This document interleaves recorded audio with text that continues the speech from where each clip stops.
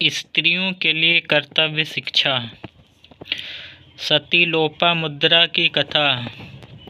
मित्रा वरुण के पुत्र महर्षि अगस्त्य बड़े ही तपस्वी थे। उनकी धर्म पत्नी लोपामुद्रा भी बहुत उच्च कोटि की पतिव्रता स्त्री थी। इसके पतिव्रत का वर्णन स्कंद पुराण के काशी खंड के पूर्वार्ध में चौथे अध्याय में विस्तार पूर्वक किया गया है। उसका सार यहाँ दिया जाता है। यदि विस्तार से देखना चाहें तो वहाँ देख सकते हैं। एक समय सब देवताओं के साथ बृहस्पति जी अगस्त्य ऋषि के आश्रम पर गए। आश्रम के पास विचरने वाले पशु पक्षियों को भी मुनियों के समान बैर भाव रहित और प्रेम पूर्वक बर्ताव करते देखकर देवताओं ने यह समझा कि यह इस पुण्य क्षेत्र का प्रभाव है। फिर उन्होंने मुनि की पर्णकुटी देखी, जो कि होम और धूप की सुगंध से सुवासित तथा बहुत से ब्रह्मचारी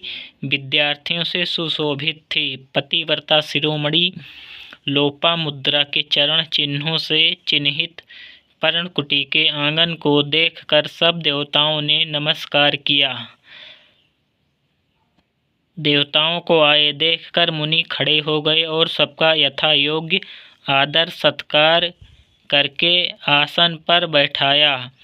तदंतर बृहस्पति जी ने कहा, महाभाग अगस्त्य जी, आप धन्य हैं, कृतकृत्य हैं और महात्मा पुरुषों के लिए भी माननीय हैं।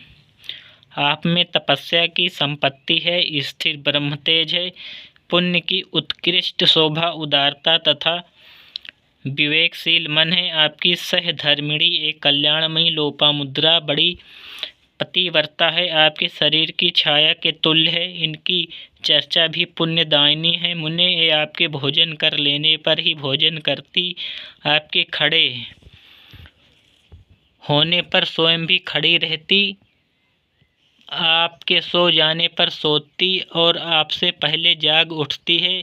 आपकी आयु बढ़े इस उद्देश्य से ये कभी आपका नाम उच्चारण नहीं करती है। दूसरे पुरुष का नाम भी ये कभी अपनी जीभ पर नहीं लाती। एक कड़वी बात सह लेती है, किंतु स्वयं बदले में कोई कटु वचन मुँह से नहीं निकालती। आपके द्वारा ताड़ना पाकर भी प्रसन्न ही होती है। जब आप इनसे कहते हैं कि अमुक कार्य करो, तबे उत्तर देती है, स्वामिन आप समझ लें वह काम पूरा हो गया। आपके बुलाने पर ये घर के आवश्यक काम छोड़कर भी तुरंत चली आती है। ये दरवाजे पर देर तक नहीं खड़ी होती, न द्वार पर बैठती और न सोती है। आपकी आज्ञा के बिना कोई वस्तु किसी को नहीं देती। आपके न कहने पर भी ये स्वयं ही आपके इच्छा अनुसार पूजा का सब सामान जुटा देती है। नित्य कर्म के लिए जल, कुशा, पत्र, पुष्प और अक्षत आदि प्रस्तुत करती है। सेवा के लिए अवसर देखती रहती है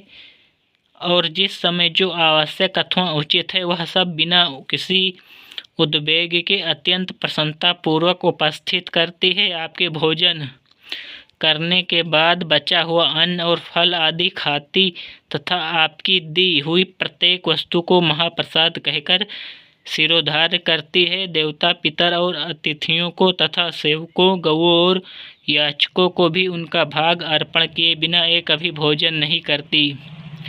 वस्त्र, आभूषण आदि सामग्रियों को स्वच्छ और सुरक्षित रखती है। ये गृह कार्य में कुशल है, सदा प्रसन्न रहती है, फजूल खर्च नहीं करती एवं आपकी आज्ञा लिए बिना एक कोई उपवास और व्रत आदि नहीं करती है। जन समूह के द्वारा मनाए जाने वाले उत्सवों का दर्शन दूर से ही त्याग देती है।